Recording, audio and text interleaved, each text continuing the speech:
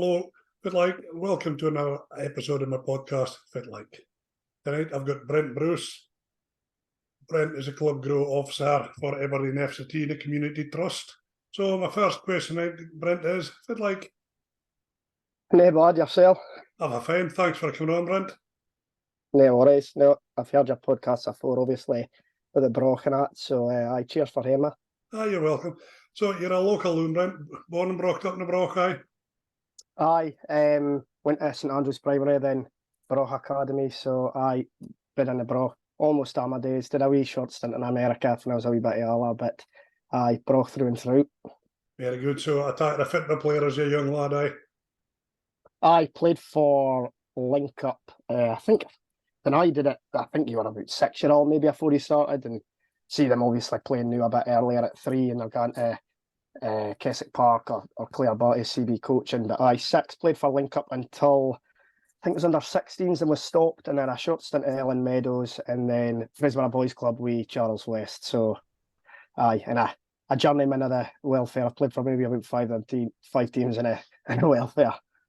You said Ellen Meadows there. How did you get into I presume that's through an Ellen, aye? By Ellen, aye. So I think it was just our team stopped.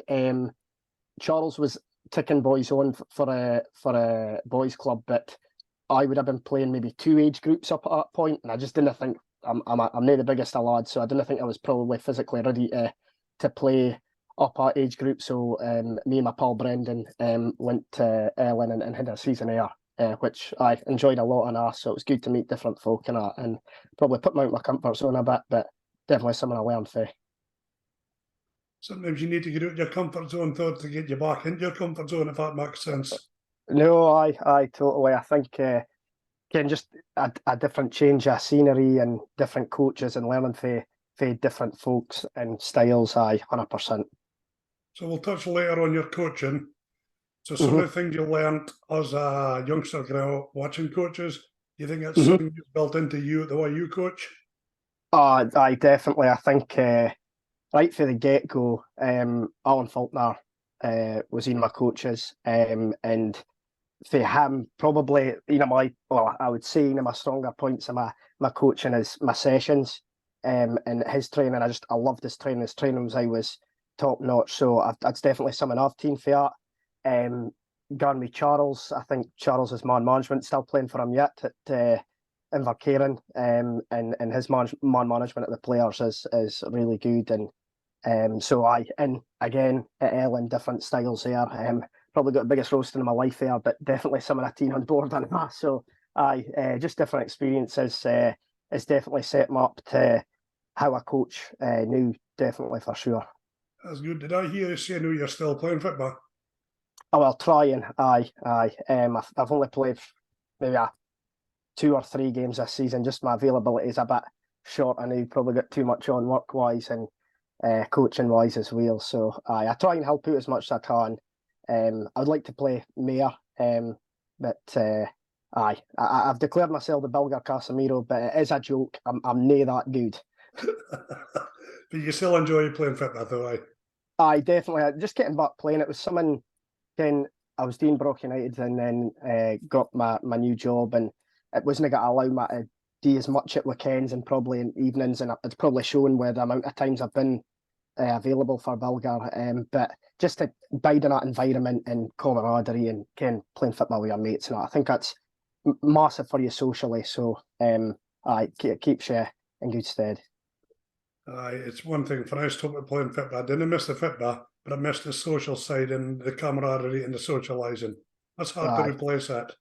No, I can't. That's it. And you can be sitting in your house eating a hen and watching football yourself. At least you can maybe go to the pub after a game, watch a game at night, or just to catch up with folk and can get good news with folk and that. So I think that's a big part of football that folk didn't realise until they've stopped playing. That's the bit they miss. They didn't actually want to run about and get kicked in rock hard pitches in the summer. They just want to go for a pint after it. And that's so important since COVID struck, because that was a lonely period for a lot of folk. So team spirit is really important since then. No, 100%. And I think football lost folk through COVID, but I think we're slowly starting to get them back, which is really good. And if they're just involved in football in any capacity, you didn't have to be a player. Kind of work you do with the Brock and that, a lot. Anybody could do that with loads of different clubs around about the area. I just think that goes a long way in football now. So they didn't have to think, oh, I'm maybe not the best player. Well, there's plenty of other jobs that folk can do and do them well. So it's just using your strengths accordingly. That's it, and just getting out there and enjoying whatever you do. Aye, that's something I've definitely learnt through working through football. It's one of the reasons I did it, because I thought, well, I've got an actual interest in it, so why not try and market my profession. So you spoke about your interest there. When did you start getting interest in coaching? Was it while you were playing, or was it when you stopped? How did it come about for you? I was probably really young. I mine, and this will probably sound a bit childish, and I probably just stopped playing it this year. I was playing Football Manager as a primary school kid, which is quite, I think, nae normal. I think folk would play kind of FIFA and that and want to be a football player, but I think it was maybe kind of 2004, 2005 time when I was hitting 10, 11, probably around the time Mourinho went to Chelsea and you're watching the Premier League and you're seeing how he conducted himself. That kind of got me interested in the coaching side of the game. So probably for a young age, if I was probably said I would rather be a coach than a player. For you, I was asked if you want to be from your hour, I would have said I want to be a manager. Probably because I wasn't that great at playing either. But that's probably how I got interested in it. Just that point of time when kind of TV was getting big, Mourinho was coming in, he was box office and press conferences and that, and probably that psychological side of the game I was really interested in. So probably about then. So what would you say was your first solid coaching involvement? It was Fraser Academy, actually. It was through Lynn Hay at the time, knew Lynn Jex, probably gave me my first opportunity, because I was at her door at registration asking our fans the next game, fun they playing. And then when I became a senior, she gave myself and my good pal Andrew Downey for New Bites in Florida an opportunity to go through our coaching badges and tick the first year and second year teams. So did that. A real eye opener to say, Ken, you think it's easy? It's really nae. But to get that opportunity to do that and go through my badges was great. And then later on, went and worked with Aberdeen FC and the community before the community trust started. So that was my kind of two first things. So you're saying it wasn't easy. What was the eye opener for you? What was different, or what did you expect? I think just the management of the players, I think folk, just that nervousness going in, thinking, right, I ken the game, I've watched it loads, I've played it a bit, I've played for Link Up, but actually going in and having to communicate with folk and getting them to actually get their attention. That was the first bit. Okay. And it was probably because they were funny age, 13, 14-year-old. It's probably the hardest age to start with. Because I think, here's this young lad can try to take a team and that. But slowly got here, and I got a good hand for David Forbes. And if I was a maths teacher at Fraser, I'm not sure if you kind of him. No, I didn't come across him, no. But he runs a football in Mintla, so or does now. He teamed over Lynn when she left, but I teamed a team with him and got Ken. It was fine to have him beside me at that point, because I probably needed that kind of all heed and aside me, definitely. So I think it was just that attention and getting, not that the respect was there, because I think Abdi got on really well, but it was just that being a young coach and then thinking, Ken, this is his first time. You can't like Burns are, Ken, give him an inch to talk a mile. We've seen it before ourselves, so So that first coaching badge, what sort of level did it allow you to coach till? What would have been the top end you could have gone to with your first badge? It was 1.1, the very early, and I did it 16, Mintla Academy. Colin McDonald was my tutor, and that was a 4 Mintla. I think it was still a sand-based Astro at that point. But that was just really entry level, some basic drills to just work with grassroots, beginner players, but also maybe players within different abilities. So in grassroots football, you get teams, and you'll always have a top end player, and you'll always have somebody that's maybe struggling, and how to adjust that within your session and that. So that was the first thing, and then went on to do my 1.2 and 1.3 through in Aberdeen. Luckily at that point, Andrew Downey had already passed his driving test, went through with him, and I'm sure Charlie Duncan came with us once for a refresher. And Jim Crawford, I think it was Gavin Levy was our two tutors then. So that was the first teams I did. And then that allowed me to become a part-time coach within Aberdeen FC in the community. Okay, speaking of that role, you get a part-time coach. That must have been a huge boost for you, was it? Aye, because the previous to that, I was at Score and didn't want to feel like I'm scaring around the away for Score, but it wasn't for me. I was there for about 8 months. Ended up breaking my heart, and I thought it was like that thought I'd gone back, and I was like, I don't want to hear that thought for the rest of my life to be going into my work, nae enjoying what I'm doing, nae real interest in it, just doing it for the money. I couldn't do that personally. But they treated me really well. I can't say anything better about them. I think they're a great company and they do a lot for a local community and the families round about. So it just wasn't the right job for me. And then at that point, I says, right, I want to do something I love. Okay. That was a hard industry to get in, so ended up starting college. But in that period, again through my pal Andrew, I was probably overlooked at times and as I do with a lot of folk. But he got a shout about a job in America, which I ended up going to when I was 18 in Rhode Island, and I bid with an unbelievable family in Rhode Island for 18 months as Scots, and enjoyed that and learned a lot for coaches for around the world that was working for a company at the time, Global Premier Soccer. So that's how that kind of happened. So how different was the coaching in America to what you learned on these shores? Or was it very similar? No, it was, my first boss was Scottish, and then I had a Swedish team, but then you would do CPDs, and there would be people from Spain, Italy, Americans. Michael O'Neill at one point did a CPD for us up in Massachusetts. So I was just learning for different environments, and I think that again, I've always wanted to boy always says experience versus experiences. So you can sit and do the same thing for 10 years, or you can do different things each year. And I think it's hard as a youngster to get experience because you've just not got the years. So I just wanted as many different experiences as I could get and coaching and seeing different styles and picking up things. I like that. Oh, I didn't quite like that. Or I really like Ken. So it was just different folk. And seeing some kind of like the Spanish practices were completely different for the Italians. So definitely there's a lot of Irish folk in but there was similarities, and I see and do a lot of work with the Scottish FA and but similarities in what they're trying to bring through and what they're trying to do.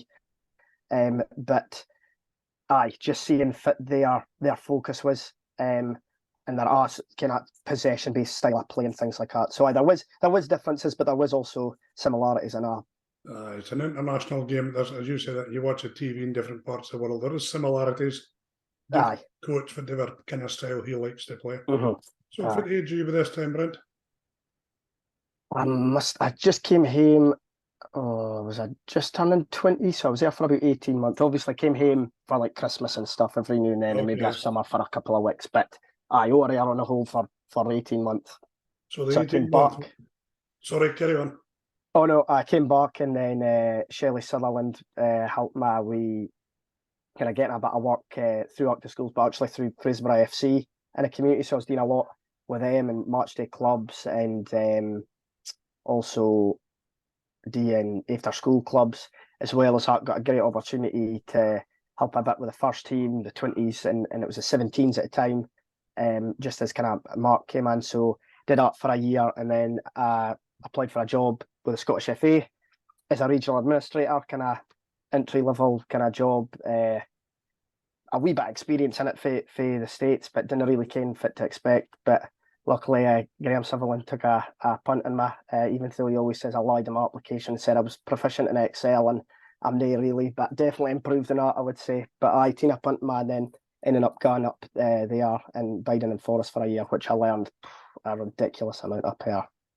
Oh, so it's Forest you went to. So what did you do? What did you do in your year at Forest that learned you so much? So just kind of, you're answering phones, you're replying to emails every day. There was a fixturing, scheduling, had to be a people person. Also got the opportunity to do a bit of coaching at the time. It was 2020 centres, which was kind of advanced players, and in Inverness with Michael McKenzie and Peter Budge. Got to go through my C licence at the time, which is now kind of moved on to UEFA C licence, and my Children's Award. So I got great opportunity to coach education. I was going to every CPD event they could put on and helping organise things like that. So we had folk from Southampton, Man United, Donald McNaughton, a bit of football psychology. So it was great. I just threw my sail into it and took every opportunity I could get within that year up in Forest. But also it was across the Hill region. So there was events in Aberdeen, Inverness, etc. So, aye. So when your time at Forest came to stop, looking back for the time you start coaching till end your Forest time, what was the best bit of advice you ever think you ever got? It's for you when I go by you. Aye, that's a great thing, isn't it? Aye. It just sticks out in my head. I think I've applied for jobs in the past and been really disappointed that opportunities hasn't come my way. But I wouldn't be far I'm sitting right now. Ken, if that wasn't true, I think so. I definitely think, did I get too hung up on these things? I think it's not everything that happens for a reason, but there's a battle, Ken. It probably wasn't right for you, Ken. It wasn't the right fit, because if it was, it would have happened. So definitely. There is sometimes when you're applying for a job, without you maybe realising you're maybe not quite right or ready for that job at the time. Then when you're ready, it seems to find you. Aye, no, definitely. So, Ken, I think that was a great bit of advice I always got, and always, Ken. I think the other thing I always sticks out in my head was, Ken, it's people didn't mind that you did, but they mind how you made them feel. And I was probably sitting across. I probably always say it, sitting across for Graham for a year. Just the experience he had, and the experiences he had. He'd been with Ross County previously. Had been in the job for a bit, and just learned so much for him as well. So it was a couple of things I think he always said to me, and I was sticks in my head. So after Forest, where did that take you to after that? So it was a maternity cover at the time, and at that point they were looking for somebody to be a school of football coach at St Marker. So ended up doing that, as well as still getting my toe in the water with the regional admin stuff. So at St Marker, delivering a school of football project, S1, 2s, and then a combined S1 and 2 girls group, which again was a massive learning curve. Can do make mistakes 100%. It's about learning for them. And it was interesting because I did that for 2 years, and I can always see the first group I had that went on to S2. I didn't make the same mistakes when the next S1's coming through. I thought, right, when I allow them to do that, and I just thought, in a disciplinary way, but just how you handled things, Ken. But so if I thought, if I bid here a bit longer, I think it would have been a really good project, and still is a really good project, and a good Paul within a trust. This new thing at New David Clark was an excellent coach, and I can he'll be doing an excellent job there. And So up to this point, did you ever come across one of your students that had so much talent that they weren't using it to their potential? And if you did, how did you kind of nurture that person into using their talents to their best? Oh, it's a goodie. I probably, if there was a player that wasn't using their talent to their full ability, I wouldn't say at the point I had them, I probably nurtured it. But I think if I've learned new, I think I could. But it's a tough. There was some really good players at the School of Football. Some of them was at youth academies or on trial and that. The biggest thing I just noticed for it was probably their attitude, Ken, and that's far. I say new and moving on for kind of the School of Football to the job that I did for I'm trying to think, it would have been 3 years, 2 year or 3 year, can't mind. But D and then I always like to come and I'm sure you'll like us being a Man United fan as I am myself. Eric Cantona's, Ken, there's just that kind of diamond in a rough that nobody can get the best out of them. But then Fergie came out of Man United and he was a king, Ken. So I always think of them, and I think if you can manage them you can manage anybody, and I probably didn't learn that till after. And I think if I was to go back to that environment in the school of football now, I think I could probably get the most I could out of them, Ken, and almost it's that kind of squeezing a sponge and getting as much as you can out of them. That just comes through experience, though. Aye, definitely. And that's became my next experience. I got my job with the trust, and it was a Fraser Dean project, which was kind of a waffy football, still a slight link to football, but it was more kind of working with young folk that maybe struggle in school and taking them out the school environment. And that was a real eye-opener, Ken. But that was about building relationships, and I think that's something that I've learned a lot in the last 3 years. And sitting across for Fiona Ingleby was unbelievable to learn from. I feel like I'm saying a lot of names here, but I feel like every one of them deserves a mention because I think they've all played a part in where I am now, as well as my family. But I'm just probably speaking professionally here. Learned so much for her, and I think that's as much as that's got nothing to do with coaching. I think it's got probably everything to do with coaching is building relationships, because how can you get the most out of a player? Well, it's by having a really good positive relationship with them. So I think I learned that in that aspect, and at that point I was taking a Fraserburgh Link Up 2002 team, which I absolutely loved, and I missed taking teams, but I probably was learning on a job there, taking that into the environment I was doing with my coaching at nights and running my team with my good pal Stephen, for again helped me a lot in that. As much as he's a primary school teacher, so there's that kind of different coaches are teachers as well. So I think that relationship building is definitely a big thing, and I think I've got hopefully in my locker now, and I would be able to harness it for player development going forward.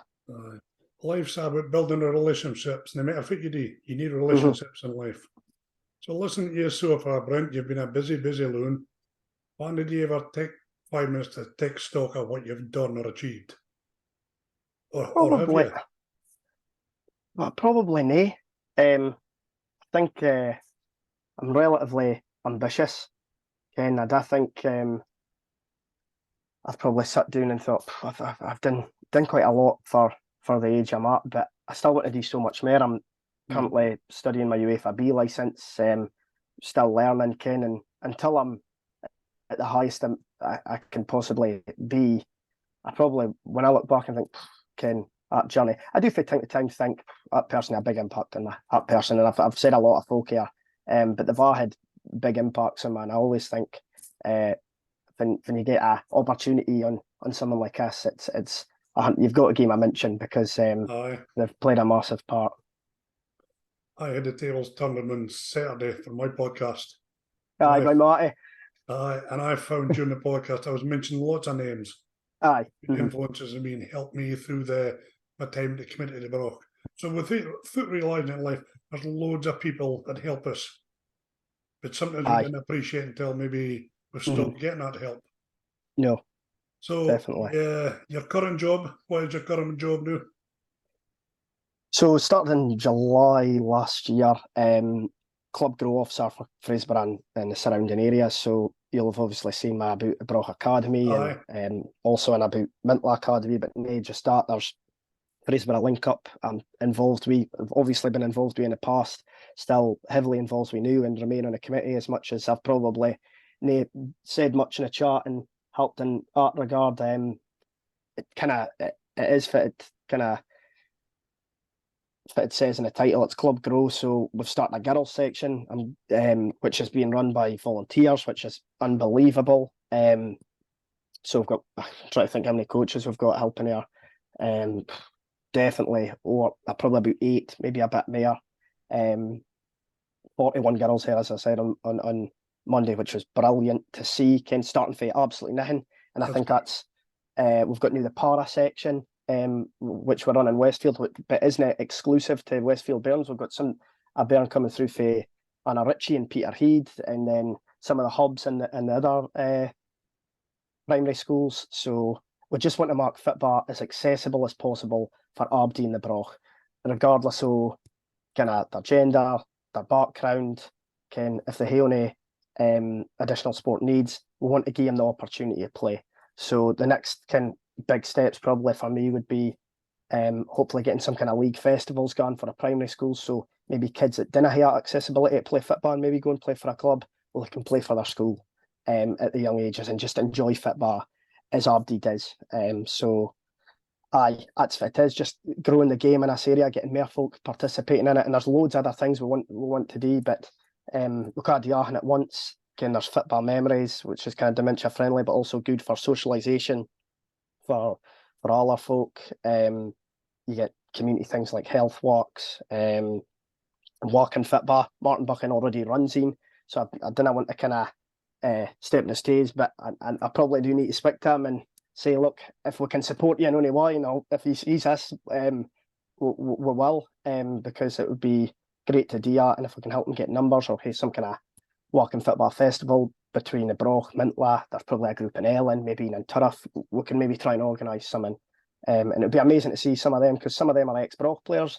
They might go up and play a festival and play against ex-Turriff players or Devon Vale players, and it'd be like, wow, I've not seen you in ages, that kind of thing. So that's what football's all about. But definitely, I've grown a game in this area because I think it's kind of not been neglected, but maybe a wee bit isolated for kind of true football development in the last maybe 5-6 years. So it's good to kind of catch up and get plenty of football in this area. Right, just imagine you've got a young lad or a young quine, doesn't have boots, wants to get involved in football. How do they get in touch with you? My email address, I've got my Twitter page, my Facebook, and which I use mainly for work purposes. So if a parent got in touch with me on them channels, again, they could go up to the school and they can pass on my details and no boots, no problem. I think the Broch Academy's got a fantastic boot bank up here, and Kane other places that do an we've got the Community Sports Hub's got a sports kit for all project going, which is brilliant. I think there's a bucket to put only canal sportswear that folks maybe not using at the community centre. They're seen at North School, I think. They're seen at Nes Call. I'm sorry if I've missed any way out, but aye, there's opportunity. So there's nothing to worry about. We can sort out things out, and we could get them involved. Boots is near an obstacle. No. That's good. And they didn't need to be the best player in the world, just turn up and willing to go and run about and enjoy themselves. No at all, and we see it, and it's no about results attack, and at the younger age it's about enjoying it. But it's amazing to see how quick they come on. We see up the girls section for the start of the festivals. They're kind of looking at aeroplanes coming past, and now they're just really getting into it and seeing them develop and scoring more goals each festival and that. So it's brilliant. They'll come on really quick. It's just the buy-in and enjoyment, and they're gonna with a smile on their face, absolutely buzzing. And that's at the younger ages I probably focus on more, as being really enthusiastic, putting silly voices, can just want them laughing, gonna high fives, all that. Can if it's a one pass the mark, brilliant, well done, just that really over exaggerated bit. I want them thinking, I want to go back next week. So definitely. That's what it's about. So what does the future hold for you? What's your ideal job going forward from here? Ideal job going forward? Probably just for the project we've got to grow arms and legs, and probably see the community trust expand within the kind of Buchan area, and maybe do a bit in a Broch and think other areas, thinking we're wanting a bit of that, and right, can we go and do it in Peterhead, can we go and do it in Ellen, can we go and do it in Turriff, Banff, things like that, and just have a real footprint about us in the Buchan area, because we've got it in the city, but not give more folk opportunities within Aberdeenshire as well, because Aberdeen Football Club have a massive radius, maybe bigger than any other club in the UK, I'm not sure, but they can capture within without any real major club competition. There's obviously your Highland League clubs and that, but for a Premier League club point of view. Okay. Well, listen, you speak, there's not much downside to your job, but is there a downside to your job? Is there a bit you didn't particularly enjoy or could be done better? Probably sitting on a laptop. What about out in the pitch? What about out in the doing training all the time, kicking a bar boot all the time. But it's a really important part of the job that needs to be done. And without it, going to be able to grow thing. It's a massive communication tool. But just probably that bit of it is that kind of admin part of it, which I didn't dislike massively. But if I had to pick one bit, it would definitely be that bit. So I'm really fortunate that I've got a job I really like, and I've been allowed the freedom to go and kind of mark the broch that if I wanted to mark, and project wise doing that as well. And also to express yourself. Aye. I think it's really good that I'm fae the broch, I ken folk, so it wasn't like I had to go and build that relationship. I think the relationships were already there, built, so I already hopefully had the buy-in for the community and the clubs around about for them. But just to be passionate about the area, which I am, as a running joke, and when you go into photography, oh, here's Brent Bruce for the broch and that, and I was like, aye, ken, but I am passionate about the broch, but and I just want to see them grow massively. And again, opportunity, and just see plenty fit bar in this area. You've obviously coached hundreds and probably thousands of kids over the years. There must be some funny stories with kids that sticks with you can tell us about. There's always honestly, one comedian on a pitch. I can't even think of a funny story about training. The only thing I mind at St Margaret Academy, I joined in a game, and I jumped in goals, but I think it's to level out numbers, and I just mind us boys absolutely rasped a shot near post. I'm like, and he was probably doing my head in, so I'm thinking, I know why I'm letting you score. But I'm not a goalkeeper, so I put my leg out to it. So it was that. Game's finished. Out my phone. Phone was in my pouch. Smashed. Oh. Aye. So a lot of I was like, oh no. And he was like, oh no way, I'm sorry. I'm like, no, it's my fault. Shouldn't have been in my pouch. And then he was like, oh, my shots are really hard. I was like, aye, yeah, we positive in there. But no, I go up to. I've been up to Shetland a couple of times with the SFA, and I just mind I was playing a game of Sleeping Giant, and it was the Shetland accent of this wee 3-year-old loon, and you go out the door, and Marco and the joint comes into the room, and then I come back in. The joint goes out the room, which is me. It's like a bit like a pantomime, and then you come back in. It's like, "Where was the giant? You know, he went out over yonder," and I was just absolutely decked at the wee 3-year-old's Shetland accent. So there's little things like that. Aye. And did he understand your broch accent? I hope so. I was probably just running about shouting, and they just followed me, maybe, hopefully. But aye, sometimes you put on a daft accent so they get their attention and that. But no, it's a tough question to be on the spot. I'll go at one. I think, if I about that, tell you how it works. It's easy after an event. Now, a pleasing thing I like to see in Tipmanua, there's a lot more females playing. Is that spilling out into young females coming through as well? It's a link up girls again. 41 session. There was definitely kids missing and that, and getting them in early, and you see them, they come on so much, and they're so good to work with, amazing to work with. And it's I see it with my own kind of family. We've got Mark sits at Link Up the 2015s, and Millie started coming to Link Up girls, and getting to see them playing a football together in the back and that. It's just it marks me smile. And it's just I always think that girls should have access to it as much as boys should. And you see with the female football on the TV now, it's growing so much. So no, they've got to have access. And Shelley was one thing I mind. I was at an event, and Shelley Kerr said when she was a Scotland women's manager that girls are easier to coach, and boys are easier to manage. And I think she just summed it up perfectly. Boys think they can't. So when you go and coach a girl, they pick it up. They're the first team's listening, and they do exactly what you say. Boys think that they're messy from their 5-year-old. So it was a really good point. So it's a really enjoyable thing to be a part of. And long may continue, eh? Aye, 100%. We've had a good chat, and I always like to end my podcast with what bit of advice would you give to a young lad in your position, leaving school, keen to get into coaching, lad or young girl? Mm-hmm. What advice would you give them? Just have as many different experiences as you can. Go and work under as many different folk as you can. I've it's really tough. Can go and get your badges as early as you can, but dinna sit on them. Go and get as much experience as you can. Badges can mean everything.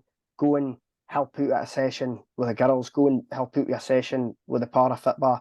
I can go and help you a boys team. See how coaches run their sessions. Ask questions. I'm probably the biggest asker of questions you'll get out there. Why'd you do that? Why'd you do that? And sometimes it can be a pain in the backside, but I think there's a method behind the madness and art that Aberdeen does. So don't be feared to ask questions. Why did you plan your session that way? Why did you do that?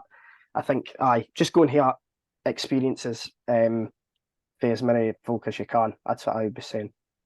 And enjoy it along the way. 100%. That's the main thing. Soon as if you're not enjoying it, then I do it. Like you weren't enjoying it in school, so you never regret that decision. No, but you've got to work hard as well. You've got to work hard, because it's not just going to come to you. Ken, if you want to be a coach and work in football full time in any capacity, it's a really tough industry to get into. Work hard, Ken. Put yourself out there. Mark yourself available. You've got to mark sacrifices as well. Ken, I've got a game this weekend, or am I got a coach? I'll go and coach, because that'll give me a better. Or if you want to be a player, go and play. But you've got to mark sacrifice along the way, and you miss different things for sure. And just be the best you can be and enjoy it along the way. 100%. Hey, Brent, it's been an absolute blast talking to you, pal.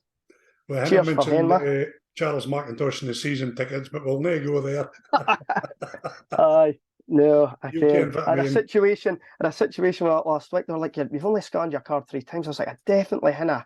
But it was my new beans. They've only been scanned 3 times because my Arlene's got lost by a certain individual. Well, I'll be seeing him on Saturday night, because one of the lads we work with is leaving. So I'm no doubt he'll be mentioning it on Saturday night. I'm sure he will. He's a topper as well. Another guy that I'm sure we've both learned a lot from. Right. Thanks very much. I'll leave it at that, and I look forward to seeing you in the future. Thank you very much for hearing, man. As always, safe and folk, leave the office, stand free. Wherever you may be. Right, Cheers, thanks, Brent. Take care, buddy. Thanks, bye.